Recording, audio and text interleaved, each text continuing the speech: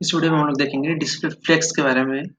Display flex basically होता क्या है और डिस्प्ले फ्लेक्स का यूज़ कब करना चाहिए, और डिस्प्ले फ्लेक्स में जो मेनली हमारी जो प्रॉपर्टीज होती हैं, जो मेजर ऑफ द केसेस में यूज होती हैं, उसी के बारे में समझेंगे कि आखिर वो वर्क कैसे करती हैं। ठीक है, तो सबसे पहले ये जानते हैं कि डिस्प्ले फ्लेक्स का यूज क्यों करते हैं। देखिए, हमारे यूआई पे बहुत से पेजेस होते हैं, बहुत से कंटेनर होते हैं। ठीक है, तो वो जो पेजेस, जो कंटेनर होते हैं, उनको रिस्पॉन्सिव बनाने के लिए, रिस्पॉन्सिव मीन्स देखिए, स्क्रीन की साइज हो सकता है कि 360 पिक्सल हो सकता है 800 पिक्सल हो, या फिर हो सकता है 1000 प्लस पिक्सल हो। ठीक है, तो सभी केसेस में यूआई कैसा दिखना चाहिए, एलिमेंट्स हमारे कैसे मूव होने चाहिए, हॉरिजॉन्टली कैसे दिखने चाहिए, वर्टिकली कैसे वो अलाइन होने चाहिए, उन सब केसेस को हैंडल करने के लिए हम क्या करते हैं, डिस्प्ले फ्लेक्स का यूज करना पड़ता है हमको। ये बात ध्यान दीजिएगा। डिस्प्ले फ्लेक्स का यूज क्यों करते हैं, किसी भी कंटेनर या फिर पेजेस को रिस्पॉन्सिव बनाने के लिए। ठीक है, ये हो गया हमारा। तो सबसे पहले हम क्या करते हैं, एक कंटेनर बनाते हैं यहाँ पे, जिसका हम क्लास क्या रखेंगे, कंटेनर। डिव है यहाँ पे। ठीक है, इसके अंदर हम क्या करते हैं, 3 और डिव लेंगे। क्या करता हूँ यहाँ पे, ये हो गया हमारा। ठीक है, इसके अंदर ये हमारा कौन सा आइटम होना है, पहला आइटम, ये होने वाला हमारा सेकंड आइटम, ये होने वाला हमारा थर्ड आइटम। ठीक है, इनको हम क्लासेस भी दे देते हैं ताकि हम उनको सेपरेटली एक्सेस कर सकें। क्लास, ये हमारा कौन सा आइटम 1, इसको हम कह देंगे क्लास आइटम 2। ठीक है, सेम इसके केस में क्या होगा, हमारा क्लास आइटम 3। ये हो गया हमारा। ठीक है, अब हम क्या करते हैं, यूआई पे चलते हैं अपने। ये अभी हमको 1 2 3 दिख रहा है। हम क्या करते हैं, ये जो हमारा पेरेंट कंटेनर है, देखिए, ये जो मेरे तीनों के तीनों एलिमेंट हैं, इनका पेरेंट कंटेनर कौन है, ये है। ठीक है, तो सबसे पहले मैं क्या करता हूँ, जो पेरेंट कंटेनर है, इसको, इसके ऊपर हम थोड़ा सीएसएस प्रॉपर्टीज वगैरह अप्लाई करते हैं ताकि हमको आइडेंटिफिकेशन के लिए इजीली पता चल सके उसका एरिया कितना है। तो हम क्या करते हैं, सबसे पहले बैकग्राउंड कलर देते हैं उसको। ठीक है, हाइट हम उसको कितना देंगे, हाइट देते हैं उसको 500 पिक्सल। ये हो गया हमारा। ठीक है, बॉर्डर उसको देते हैं, बॉर्डर हमने कितना दिया, 3 पिक्सल सॉलिड ब्लैक। ये हो गया हमारा बॉर्डर। ठीक है, अब जाके देंगे, ये देखिए, ये कुछ ऐसा दिख रहा है। अब हम क्या करते हैं, जो हमारा चाइल्ड एलिमेंट है, ये जो चाइल्ड एलिमेंट है हमारे, ये जो चाइल्ड एलिमेंट है तीनों के तीनों, इनके ऊपर कुछ सीएसएस प्रॉपर्टीज लगाते हैं ताकि हम इजीली उनको एक्सेस कर सकें। तो देखिए, वो है कहाँ पे, इस वाले कंटेनर के अंदर। देखिए, ये जो कंटेनर है, ध्यान दीजिएगा, एक्सेस हम उसको कैसे कर सकते हैं, इजीली एक्सेस करने के बहुत से तरीके हो सकते हैं। हम सेपरेटली सबको कैसे एक्सेस करेंगे, क्लासेस के थ्रू, बट हम यहाँ पे थोड़ा इजी वे में क्या कर सकते हैं, उसको इस वाले कंटेनर के अंदर, ये जो मेरे तीनों डिव हैं, उनको, उनके ऊपर हमको सेम प्रॉपर्टीज जहाँ पे लगानी है, उसके लिए हम एक ही जगह पे लिखेंगे। तो ये क्या है, ये क्लास है, यहाँ पे कंटेनर क्लास के अंदर। तो हम क्या करेंगे, यहाँ पे डॉट कंटेनर क्लास के अंदर जो हमारे डिव हैं, उनके ऊपर मैं क्या करना चाहता हूँ, बैकग्राउंड का कलर मैं क्या रखना चाहता हूँ, ब्लैक। ठीक है, और उनके अंदर जो फॉन्ट, मतलब हमारे फॉन्ट्स हैं, उनका कलर क्या रखना चाहता हूँ, एलाइस ब्लू। और फॉन्ट का साइज क्या रखना चाहता हूँ मैं, 20 पिक्सल। ठीक है, पैडिंग में देना चाहता हूँ कितना, 20 पिक्सल। और हाइट अगर मैं दे दूँ इनको कितना, लेट सपोज की 60 पिक्सल मैंने उनको हाइट दिया है। ठीक है, और विड्थ भी दे देता हूँ इनको कितना, टोटल में देता हूँ इनको 60 पिक्सल। ठीक है, अब अगर जाके यूआई पे देखेंगे, ठीक है, हमको थोड़ा मार्जिन देने की जरूरत है, उनके बीच थोड़ा गैप आएगा। मार्जिन है हमारा कितना, 15 पिक्सल। ठीक है, ये देखिए, अभी ये तीनों की तीनों जो मेरे एलिमेंट हैं, ये देखिए यहाँ पे जो मेरे तीनों के तीनों जो एलिमेंट हैं, तो देखिए यहाँ पे बने हुए हैं। ठीक है, क्या किया हमने, ये जो कंटेनर के अंदर हमारा जो डिव है, ये जो कंटेनर के अंदर, ये जो कंटेनर के अंदर हमारा डिव है, उसके ऊपर हमने क्या किया, प्रॉपर्टीज हमने अप्लाई किया है। और हमने उसको विड्थ कितना दे दिया है, 60 पिक्सल। ठीक है, अगर मैं उसको विड्थ यहाँ पे हटा दूँ, तो देखिएगा वो क्या करेंगे, पूरा पूरा विड्थ वो एक्वायर कर लेंगे। ये देखिए, यहाँ पे उसने पूरा पूरा उसने विड्थ ले लिया है, ये आपको दिख रहा होगा। तो अगर मैं चाहूँ कि ये तीनों के तीनों जो मेरे एलिमेंट हैं वो हॉरिजॉन्टली एक ही लाइन में आ जाए, तो उस केसेस में हमको क्या करना पड़ेगा, उस केसेस में हमको क्या, इसकी बाय डिफॉल्ट इसकी प्रॉपर्टी क्या होती है, डिफ की बाय डिफॉल्ट प्रॉपर्टी क्या होती है, डिस्प्ले ब्लॉक होती है। ये बाय डिफॉल्ट होती है, ये हमको लिखने की जरूरत नहीं है। ये हमारा डिफ जो होता है वो ब्लॉक लेवल का एलिमेंट होता है, ये बाय डिफॉल्ट इसकी प्रॉपर्टी यही होती है। तो हम क्या कर सकते हैं, आप अगर हमने उसके डिस्प्ले की प्रॉपर्टी को क्या कर दिया, इनलाइन अगर ब्लॉक कर दें, तो वो तीनों के तीनों जो है मेरे एलिमेंट वो एक ही लाइन में आ सकते हैं। ये देखिए यहाँ पे तीनों के तीनों जो मेरे एलिमेंट है वो एक ही लाइन में आ गए, ठीक है। अब अगर इनको मैं थोड़ा विड्थ दे दूं, विड्थ कितना देते हैं इनको, 60 पिक्सल। हाँ, तो ये भी आपको दिख रहा होगा ऐसा, पहले वाले एलिमेंट के अंदर जो पहला वाला है इसके अंदर वो पहला एलिमेंट है, पहला आइटम है, इसके अंदर सेकंड, इसके अंदर थर्ड, और इन तीनों का पेरेंट कंटेनर कौन है, ये देखिए ये वाला जो बाहर का है हमारा, ये पेरेंट कंटेनर है, ठीक है। तो मैं क्या चाहता हूँ, अगर ये एलिमेंट को अगर मैं हॉरिजॉन्टली अगर मैं मूव करवाना चाहूंगा, या तो मैं सेंटर इसको हॉरिजॉन्टली करना चाहूंगा, या तो फिर मैं हॉरिजॉन्टली इसको एंड में करना चाहूंगा, तो ठीक है।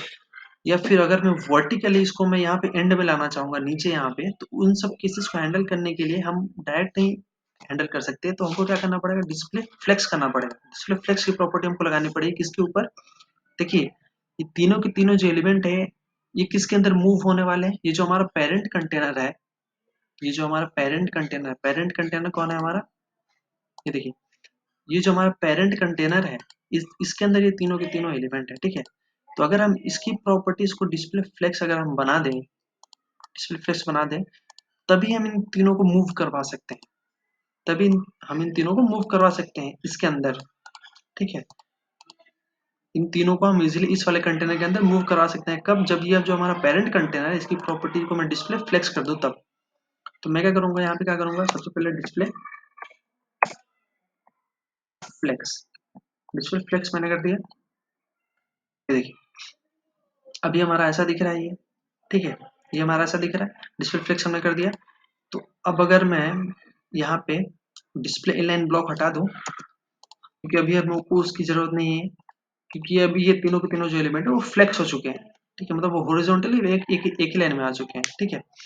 तो अगर मैं सोचूं कि तीनों के तीनों जो एलिमेंट है अगर मैं इनको हॉरिजॉन्टली मूव करवाना चाहूंगा, या तो एंड में करना चाहूंगा, तो एंड के लिए मैं क्या करूंगा, देखिए यहाँ पे हम किसके अंदर मूव करवा रहे हैं उसको, ये जो पेरेंट कंटेनर है इसके अंदर ये तीनों मूव होने वाले हैं, ठीक है। तो हमको प्रॉपर्टीज किस में लगानी पड़ेंगी, पेरेंट कंटेनर के अंदर लगानी पड़ेंगी। हम क्या करेंगे, यहाँ पे हमारा पेरेंट कंटेनर कौन है, ये कंटेनर, तो इसके अंदर हम क्या करेंगे, justify content flex end, flex end जैसे ही मैं करूंगा वैसे अब दिखेगा यहाँ पे, ये देखिए ये तीनों के तीनों जो एलिमेंट है मेरे वो एंडिंग वाले पोजीशन में पहुंच गए, ठीक है, वो तीनों के तीनों एलिमेंट मेरे एंड वाले पोजीशन में पहुंच गए। क्या करते हैं इसको, ठीक है, ऐसे करके देखेंगे, ये जो तीनों के तीनों जो मेरे एलिमेंट है, ये देखिए ये तीनों के तीनों जो मेरे एलिमेंट है वो एंड वाले पोजीशन में पहुंच गया हॉरिजॉन्टली, ठीक है, क्योंकि हमने यहाँ पे क्या प्रॉपर्टी लगाया है, जस्टिफाई कंटेंट फ्लेक्स एंड। देखिए जस्टिफाई कंटेंट किसके लिए यूज किया जाता है, हॉरिजॉन्टली मूव करवाने के लिए।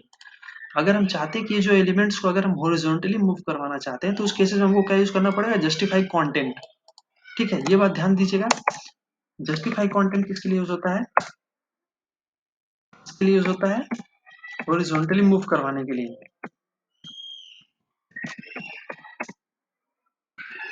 ठीक है, ये बात ध्यान दीजिएगा। जस्टिफाई कंटेंट किसके लिए यूज होता है, हॉरिजॉन्टली मूव करवाने के लिए। अगर हम एलिमेंट्स को मूव करवाना चाहते हैं हॉरिजॉन्टली, उस वाले केस में हमको क्या लगाना पड़ता है, जस्टिफाई कंटेंट की हेल्प से ही हम उनको मूव करवा सकते हैं हॉरिजॉन्टली, ठीक है। ये तो आ गया हमारा फ्लेक्स एंड में, फ्लेक्स एंड जब हमने लगाया तो ये तीनों के तीनों एंडिंग वाले पोजीशन में पहुंच गए। बट अगर क्या हो कि अगर मैं यहाँ पे, ठीक है, जस्टिफाई कंटेंट अगर मैं उनको सेंटर में करना चाहता हूँ हॉरिजॉन्टली, तो क्या करेंगे, जस्टिफाई कंटेंट सेंटर करेंगे, तो सेव करेंगे, ये देखिए जैसे मैंने सेव किया यहाँ पे जस्टिफाई कंटेंट सेंटर, तो ये तीनों के तीनों सेंटर में आ गए, ठीक है। ये बात ध्यान दीजिएगा, जस्टिफाई कंटेंट मतलब मैं क्या कर रहा हूँ, इसके अंदर जो कंटेंट है, इसके अंदर का जो कंटेंट है उसको मैं सेंटर में करना चाहता हूँ, तो देखिए कंटेंट जो है सेंटर में आ गया, यहाँ पे देखिए कंटेंट सेंटर में आ गया, ठीक है।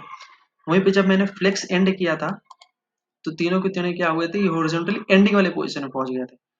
अब अगर सेम क्या होता है इसी की तरह, सपोज कीजिए कि ये जो तीनों के तीनों जो एलिमेंट है वो मेरे एंडिंग में होते, तो अगर मैं उनको पहले करना चाहता हूँ, मतलब स्टार्टिंग वाली पोजीशन में करना चाहता हूँ, तो सेम उस वाले केसेस को हैंडल करने के लिए क्या होता है, जस्टिफाई कंटेंट यहाँ पे होता है हमारा फ्लेक्स स्टार्ट। ठीक है, फ्लेक्स स्टार्ट मैंने जैसे किया वो तीनों के तीनों यहाँ पे आ गए। ठीक है, ये हो गया हमारा जस्टिफाई कंटेंट की प्रॉपर्टी। इसके अंदर और भी प्रॉपर्टीज होती हैं, तो मैं क्या करता हूँ, जस्टिफाई कंटेंट यहाँ पे देखिए बेस लाइन। ठीक है, यहाँ पे देखिए फ्लेक्स एंड है, फ्लेक्स स्टार्ट है, left right, left right means ये जो हमारा एलिमेंट है इनको मूव करवाने के तो लेफ्ट है तो राइट, ऐसा। और देखिए अगर मैं बात करूँ यहाँ पे स्पेसेस के लिए जो लिखे हुए हैं, अगर हम चाहते हैं कि इन तीनों के बीच में स्पेसेस आ जाएं, ठीक है, तो अगर मैं यहाँ पे स्पेस से राउंड करूँ तो ये देखिए क्या होगा, ये देखिए स्पेस जो है इन तीनों के बीच में आ गया, इन तीनों के बीच में बराबर स्पेस आ गया। ठीक है, यहाँ पे देखिए बराबर स्पेस, यहाँ पे भी बराबर स्पेस। ठीक है, अगर मैं टोटल जितना स्पेस है उसको मैं बराबर इक्वली तीनों में डिस्ट्रीब्यूट करना चाहता हूँ, दोनों साइड, यहाँ पे देखिए इस साइड कम इस साइड ज्यादा है, अगर मैं बराबर करना चाहता हूँ तो मेरे को क्या करना पड़ेगा, यहाँ पे स्पेस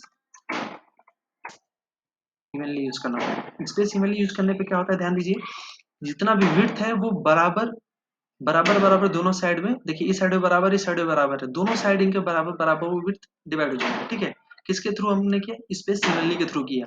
ठीक है, ये हो गया हमारा स्पेस इवनली का। तो जस्टिफाई कंटेंट के थ्रू हमने क्या देखा कि हम एलिमेंट्स जो है हम उनको हॉरिजॉन्टली मूव करवा सकते हैं।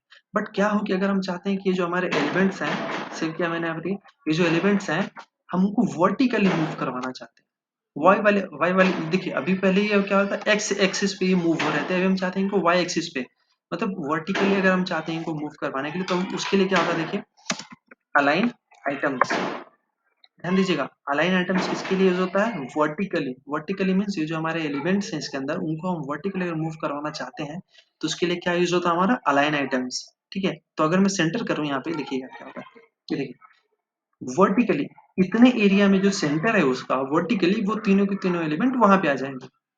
ये आपको दिख रहा है, तीनों के तीनों एलिमेंट्स जो है मेरे वो मेरे यहाँ पे आ गए, वर्टिकली ये सेंटर पे आ गए। ठीक है, सेंटर मीन्स ध्यान दीजिए, वर्टिकली सेंटर मीन्स ये वर्टिकली ये वाई वाली एक्सिस पे है, ना कि ये कंटेनर के सेंटर पे आए हैं।